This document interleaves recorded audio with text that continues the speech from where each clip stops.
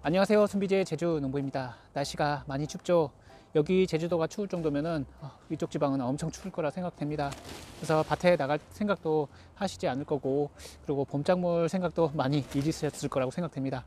하지만 1월이 지나고 그다음에 2월이 되면은 따뜻한 바람이 조금씩 불어올 텐데요. 이제 날이 따뜻해지면은 땅이 녹고 그다음에 이제 봄작물 생각이 많이 나실 거라고 생각됩니다. 고추 농사 잘 지으셨나요? 저는 이제 고추 농사를 이번에는 아주 성공적으로 잘 지었습니다. 예, 품종도 좋은 품종을 하나 발견을 했고요. 그리고 병이 잘 안 걸리는 그런 품종도 내병계 품종도 이제 잘 선택을 해서 올해 3월 중순 정도에 이제 모종이 나올 건데요. 예, 모종을 지금 육묘장에 예약을 해 놓았습니다. 예, 그래서 올해도 성공적인 그런 고추 농사를 짓기 위해서 지금부터 이제 밭을 정리하고 그다음에 밭을 갈고 그다음에 밭을 갈기 전에 꼭 해야 되는 작업도 있고, 그리고 밑거름도 넣고 해야 될 게 정말 많습니다. 밭을 만들려면은 정말 두세 달 동안 먼저 공을 많이 들여야 됩니다. 그래서 지금이라도 좀 생각을 많이 해 두셔야 될 것 같아서 제가 이제 마지막 고추를 따면서 오늘 영상을 이렇게 올려보게 되었습니다. 자, 저희는 이제 하우스고 그리고 제주도입니다. 제일 따뜻한데요. 예전 같았으면은 벌써 고추가 한 12월 정도 됐으면 다 죽어서 빨갛게 됐을 텐데, 올해는 1월 초까지 고추가 죽지 않고 오랫동안 수확을 했고, 이제서야 이제 추워서 이제 고추들이 다 잎이 떨어지고 그다음에 고추들이 남은 것은 익은 것은 있고 그렇지 않은 것은 그냥 빨리 뽑아서 이제 정리를 해야 될 것 같습니다. 그래서 제가 고추를 이렇게 수확을 해 보았는데요. 매년 저희는 나머지 고추들을 수확해서 먹습니다. 지금 이렇게 수확한 고추가 정말 달고 맛있어요. 과일도 마찬가지겠지만 일교차가 굉장히 크면은 과일이든 이런 채소든 고추든 굉장히 달고 맛이 좋습니다. 한 11월, 12월만 해도 그 낮 온도는 20도 정도 됐고, 그리고 밤 온도는 영하로 떨어지니까 이게 낮과 밤 온도가 이렇게 커지니까, 일교차가 커지니까 이 고추도 굉장히 달고 맛이 좋더라고요. 저희 감귤도 주문을 해보신 분들은 해보시고 이제 드셔보신 분들은 아시겠지만 굉장히 당도가 좋고 맛이 좋습니다. 그만큼 일교차가 크고 한 데는 뭐 사과나 뭐 배 이런 것도 마찬가지로 달고 맛이 좋죠. 아삭하고요.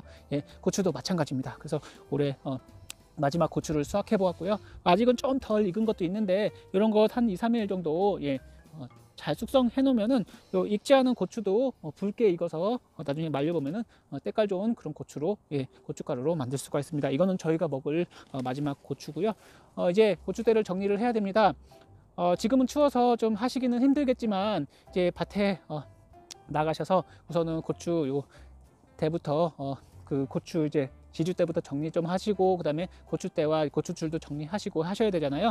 예, 그런 거 먼저 정리를 하시고, 그 다음에 밑거름 뿌릴 생각을 좀 하셔야 됩니다. 예, 고토석회 같은 경우에는 토양 pH를 올려주기 때문에 1년에 한 번 정도 해주시는 게 좋습니다. 따라서 토양 검사 먼저 해보시는 게 제일 중요하고요. 밭을 만들기 전에 고토석회를 먼저 쫙 뿌리시고 토양 한번 갈아주시는 게 그 작물을 정말 잘 자라게 할 수 있는 그런 좋은 기본적인 방법이라고 보시면 되겠습니다. pH만 6에서 7 정도만 맞춰줘도 이 비료 흡수율이 굉장히 좋아지기 때문에 어떻게 하시면 잘만 맞추시면 비료 흡수율을 90에서 100%까지 올리실 수가 있습니다. 하지만 토양이 산성화되어 있으면은 그만큼 흡수율이 매우 떨어지게 됩니다. 그래서 비료를 줘도 작물이 잘 안 크는 이유가 그중 하나가 바로 pH 때문에 그럴 수가 있습니다. 자, 두 번째로 제일 중요한 게 이제 품종입니다. 품종을 잘 고르셔야 됩니다. 왜냐면은 노지에서 대부분 키우시기 때문에 저도 노지에다가 고추를 한번 키워봤는데 품종이 제일 중요합니다. 첫 번째는 이제 그 칼라병, 이제 고추의 색깔이 컬러풀하게 막 이렇게 변해 있는 칼라병, 그거는 이제 총체벌레에 의해서 생기게 되는데요. 총체벌레는 아주 조그마하기 때문에 꽃에 들어와서 흡집을 하기 때문에 어떻게 그것을 잡아낼 그런 방법이 없습니다. 매번 농약을 치지 못하기 때문에요. 제가 생각하기에는 제일 중요한 방법이 바로 내병계 품종을 고르시는 게 제일 중요하고요. 내병계 품종 중에 제일 중요한 게 첫 번째 칼라병 내병계, 그 다음에 탄저병 내병계, 두 가지라도 내병계를 구입을 하셔서 이제 농사를 지으시면은 노지에서 키워도 칼라병이 잘 걸리지 않고 그리고 탄저병이 잘 걸리지 않습니다. 하지만 일반 그냥 품종을 심으시면은 칼라병도 엄청 자라서 나중에 되면 이제 수확할 때 보면은 칼라병이 걸려서 막 꼬부러지고 막 난리 납니다. 그리고 탄저병이 걸려서 막 썩어 나가고 막 병이 번지고 그럽니다. 하지만 내병계 품종은 병은 걸리지만 걸릴 확률이 굉장히 낮기 때문에 여기 같은 경우에는 칼라병이 조금 왔는데 온 듯 만 듯 그렇게 병이 걸립니다. 따라서 품종 선택이 제일 중요하다. 그리고 세 번째로 가장 중요한 게 바로 토양병입니다. 토양병은 미리 예방을 하셔야 되고요. 나중에 병이 걸린 다음에 아무리 약을 줘도 잘 그것을 이제 치료를 하는 게 어렵습니다. 그래서 처음에 밭을 만드실 때 그때부터, 그리고 모종을 심을 때 모종에다가도 이제 토양병 예방을 해주셔야 되고, 그다음에 모종 심을 그 자리에도 토양병을 예방을 해주시면은 이 토양병, 즉 마른병이라고 하죠. 풋마른병이라고 하기도 하고 이제 청고병이라고도 하는데, 이 청고병을 미리 예방을 하실 수가 있습니다. 저 같은 경우에는 이제 재작년에 이 밭에 청고병이 엄청나게 와서 거의 절반이 청고병으로 고추들이 다 말라서 죽어버렸습니다. 한 그루가 죽는 게 아니고 계속 이게 물건을 따라서 연속적으로 죽어버립니다. 이게 뭐 어릴 때 죽으면 상관은 없겠지만 그래도 좀 괜찮지만 이미 다 커버린 그런 고추들이 말라서 죽어버리니까 정말 속상하더라고요. 그래서 가눌 수 없이 어떻게든 살려보려고 뭐 살균제도 줘보기도 하고, 이게 풋마른병, 청고병에 좋다는 약도 연면시비를 해봤지만 아무 소용이 없었습니다. 그래서 미리 예방하는 게 제일 중요하다. 그래서 제가 조만간 이제 밭을 만들 때 한 번 더 보여드릴 건데요. 청고병 예방에는 여러 가지 방법이 있습니다.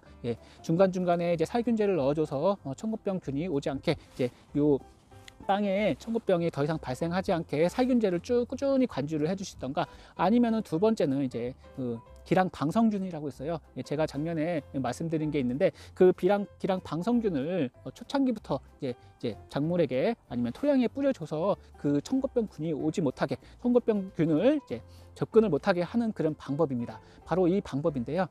우선은 청고병은 한 번 걸리게 되면은 다음 해에도 또 청고병이 오게 됩니다. 즉 가지과 작물에서 주로 발생하는데, 고추, 가지, 토마토, 그리고 감자, 이런 가지과 작물에서 주로 발생을 합니다. 한 번 발생을 하면은 다음에는 더 심하게 발생을 하게 되는데요. 이 청고병 균이 이 토양에 있다가 작물 심고 웬만큼 자랄 때쯤에 그 토양에 있던 그 청고병 균이 이제 뿌리로 다가와서 이제 이 작물에게 이제 달라붙어서 이 작물이 물과 양분을 흡수를 못하게 만들어 버리는 그런 고약한 병입니다. 따라서 청고병은 미리 예방을 해주시는 게 좋고, 가장 좋은 방법은 이 방법입니다. 청고병을 예방할 수 있는 방법은 여러 가지가 있는데요. 제가 한번 청고병에 심하게 한번 걸려보고 나서는 이 청고병을 이겨내야지, 어떻게 하면 청고병이 덜 걸릴까, 이런 고민을 하게 되더라고요. 그래서 시작한 게 이 부직포입니다. 아무래도 한여름이 되고 비닐을 씌우게 되면은 비닐안이 굉장히 뜨겁기 때문에 이 토양 속에는 이제 청고병 균과 여러 가지 균들이 있고, 뭐 유익한 균도 있겠지만 무익한 균도 있습니다. 그래서 나쁜 균들이 주로 이제 발생을 해서 이런 작물들을 이제 고사시키는데요. 그 대표적인 게 이제 청고병인데요. 그것을 최대한 적게 발생시키기 위해서 저는 이제 부직포를 쓰게 되었습니다. 부직포를 쓰게 되면은 아무래도 요 두둑이 뜨겁지 않고, 그리고 내가 액비를 주든 뭐 살균제, 살충제를 주든 이제 약을 뿌리게 되잖아요. 그러면 약재들이 이제 다 뿌리로 내려오기 때문에 이 부직포로 내려와서 이게 물이 다 흡수가 되기 때문에, 그리고 이 부직포로 하니까 아무래도 요 뿌리까지 제가 약재를 줘도 잘 흡수가 되더라고요. 그리고 추비를 줘도 이 물이 흡수가 되기 때문에 비가 오게 되면은, 물을 뿌려주게 되면은 비료도 잘 흡수되고, 그리고 우선은 풀이 나오지 않습니다. 풀 관리가 굉장히 쉽고요. 지금 3년째 쓰고 있습니다. 한번 씌우게 되면은 잘만 관리를 하시면은 3년 이상은 좋게 사용하실 수가 있습니다. 그리고 두 번째로 이제 청고병을 예방할 수 있는 방법은 이겁니다. 제가 작년부터 청고병을 이제 초반부터 청고병을 이제 예방을 하려고 요것을 쓰게 되었는데요. 처음에 모종을 구입하고 모종을 이제 침지를 하는 겁니다. 청고병 미생물 제제인데요.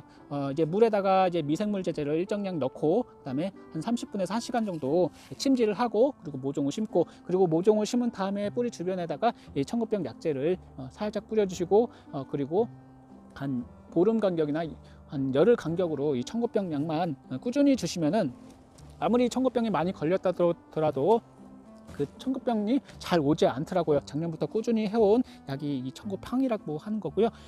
올해는 이런 것이 나왔습니다. 바로 잎제입니다. 한번 잎제를 뜯어서 한번 보도록 하겠습니다.